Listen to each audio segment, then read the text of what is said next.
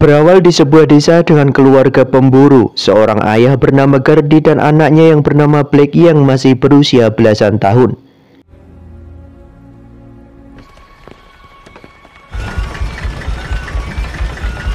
Seperti biasa, mereka bangun pagi dan beberes rumah usai sarapan. Setelah itu mereka berdua pergi untuk mencari sesuatu karena memang mereka pemburu.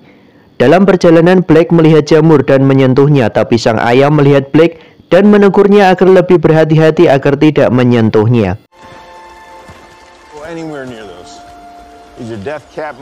Ketika sang ayah menasehatinya, tiba-tiba terdengar sesuatu dari arah belakang dan ternyata seekor rusa terlihat sedang mencari makan. Melihat rusa itu, Hardy menyiapkan senjatanya untuk membidik rusa itu dengan hati-hati. Di saat sang ayah sedang sudah tidak ada melainkan pergi untuk mencari posisi lain tanpa sepengetahuan sang ayah.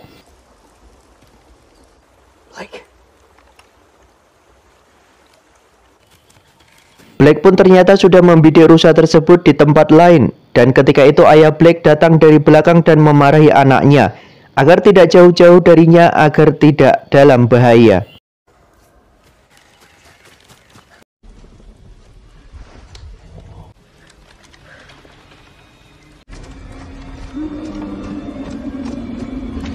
Sesampainya di atas rumah pohon, sang ayah menutup pintu dan saat itulah ketegangan mulai terjadi. Terdengar suara dari luar yang mengarah ke tangga, dan saat itulah sang ayah dengan perlahan melihat ke arah bawah untuk memastikan hewan apakah itu.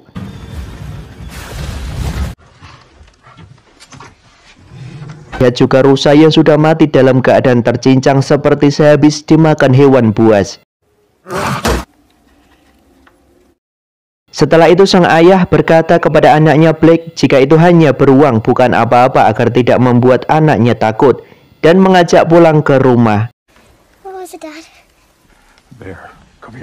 Malam harinya sang ayah sedang terlihat menelepon seseorang dengan radio satelit dan disitulah sang anak tidak sengaja mendengar percakapannya yang sang ayah berambisi untuk menangkap makhluk buas yang dilihatnya tadi siang.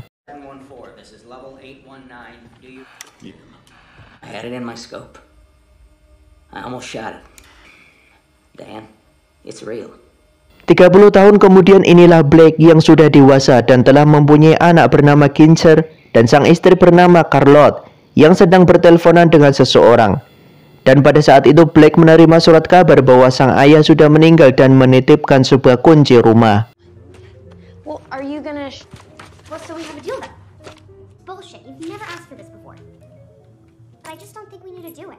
Di hari lain, Blake menemui istrinya di tempat kerja setelah kemarin menerima surat kabar dari sang ayah. Dan Blake pun ingin mengajak istri dan anaknya berlibur musim panas menuju sebuah tempat di lembah dekat dengan pertanian yang tak lain adalah rumah peninggalan sang ayah dari Blake. Hey, this is a surprise. I came here because mereka pun pergi dengan memakai sebuah mobil untuk menuju ke tempat yang mereka pun belum pernah ke sana kecuali Blake yang letaknya di tengah hutan. Di saat perjalanan memasuki hutan, Blake pun dan keluarga tiba-tiba tersesat dan kebingungan saat melihat jalan yang tertutup. Dan pada saat itu Blake bertemu dengan seorang laki-laki tidak lain adalah anak dari teman ayahnya dulu. Sometimes. Yes. Yeah? No. No, I still know you. Oh, no, you're so mature. There's someone in. Isn't it? Hey. Laki-laki itu pun berujar bahwa jalan menuju rumah Gardi tertutup dan ia pun menawarkan untuk mengantarkannya lewat jalan yang lain. I'm actually a little lost. Really? It's mine. I'll take you there. Get you settled in quicker. And now just open the door, so. He's opening. Stop. Perjalanan pun dimulai melewati gelapnya lembah yang kanan kiri pun tidak ada rumah satupun. Dan saat itu, di saat asik mengobrol, tiba-tiba ada sosok laki-laki yang berdiri tepat di tengah jalan. Yang seketika itu Blake pun oleng dan mobil pun terhempas dan terbalik.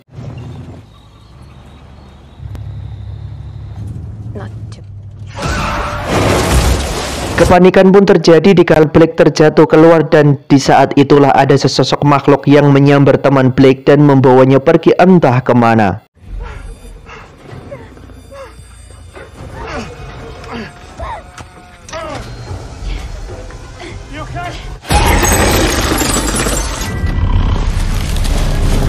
Setelah itu Blake, anak istrinya, bergegas menuju rumah yang di awal itu adalah tempat tujuan mereka sebelum mobil mereka terbalik, dan mereka pun berlindung di dalamnya dari kejaran makhluk tersebut. What? I can't go. Okay. This is it. Come on. I recognize this. We're close. Sesampainya di dalam, mereka menutup semua pintu dan jendela, dan Blake pun bersusah payah mencari sumber cahaya di bawah rumah dan menemukan genset tua untuk kemudian mencoba menyalakannya, dan ya, berhasil.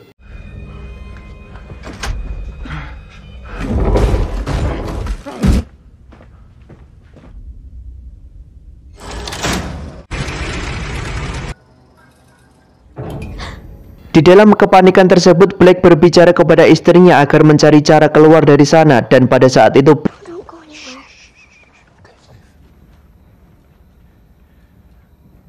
No. I know. It sounded like an animal. Oh. Tess. Di saat bersamaan, Blake mencium bau daging di balik pintu, dan ketika dibuka ternyata benar itu adalah daging dari peninggalan ayahnya. Dan saat mencoba memakannya, alangkah terkejut bahwa giginya telah copot.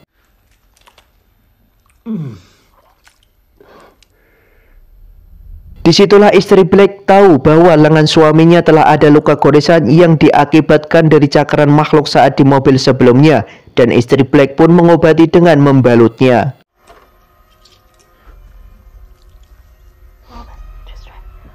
Kemudian Blake berusaha menutup rapat pintu. Blake mendengar suara langkah kaki dari lantai atas rumah. Blake pun mencoba untuk mengeceknya dengan hati-hati.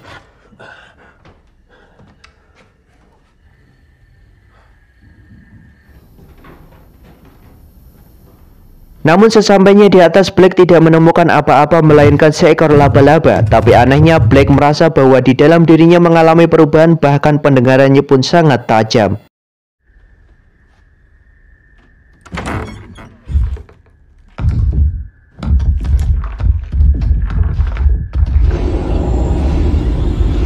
Ketika Blake terbangun dari pingsan yang sebelumnya sempat ditarik oleh makhluk yang mengejarnya sebelumnya, dia menyadari bahwa penglihatannya sangat terang walau di dalam kegelapan. Dan anehnya, dia tidak bisa memahami apa yang istrinya obrolkan pada saat meminta bantuan lewat telepon radio.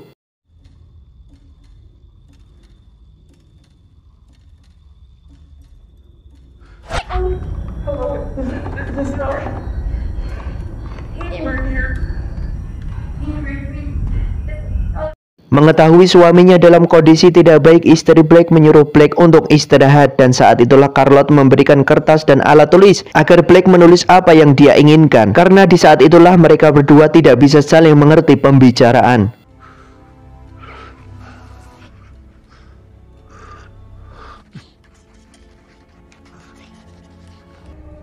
No. Pada saat malam itulah Blake bertingkah aneh saat membuka luka pada lengannya. Sosok makhluk buas seperti serigala akibat dari terpapar luka bekas cakaran tersebut.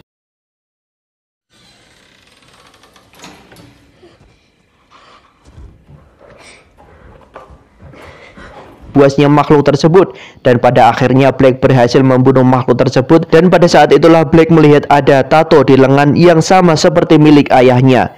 Dengan diam sejenak, Blake pun mengerti makhluk buas yang ia bunuh tersebut adalah ayahnya yang sudah terjangkit dari binatang buas tersebut. Gelap untuk menjauh dari Blake yang sudah menjadi makhluk buas.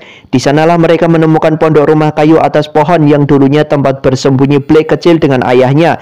Dan Charlotte pun juga menemukan senapan di bawahnya dan mengambilnya untuk senjata. Di saat ketegangan terjadi, Blake pun telah sampai dan menaiki rumah pohon itu, dan dengan Charlotte telah memegang senjata bersiap menembak. Saat itulah ketika Blake sampai di atas, Charlotte pun menembaknya, dan ya, Blake pun tewas. Setelah tewasnya Blake, Charlotte dan anaknya pun memutuskan untuk menjadi pemburu. Dan film pun selesai.